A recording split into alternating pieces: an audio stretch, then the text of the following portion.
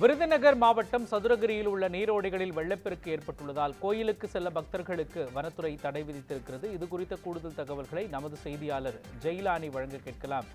ஜெயிலானி, தற்பொழுது அங்கு எந்த அளவிற்கு வெள்ளப்பெருக்கு இருக்கின்றது? எத்தனை நாட்களுக்கு கோயிலுக்கு செல்ல தடை விதிக்கப்பட்டிருக்கிறது? பக்தர்கள் என்ன சொல்கிறார்கள்? எந்த அளவுக்கு ஏமாற்றம் அடைந்திருக்கிறார்கள்? சொல்லுங்க. மோகன், விருதுநகர் மாவட்டம் பத்திராயிருப்பு அருகே மேற்கு தொடர்ச்சி மலைப்பகுதியில் அமைந்துள்ளதுதான் இந்த பிரசித்தி பெற்ற சதுரகிரி சுந்தரமாலியம் கோயில். இந்த கோயிலானது கடல் மட்டத்திலிருந்து சுமார் 4500 அடி உயரத்தில் அமைந்துள்ளது.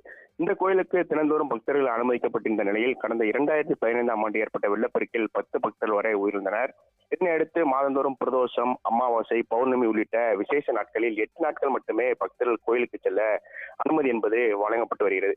மழை பெய்வதற்கான அறிகுறி மற்றும் சாரல் மழை பெய்தால் பக்தர்கள் மலையேறி செல்வதற்கு தடை என்பது விதிக்கப்பட்டு வருகிறது.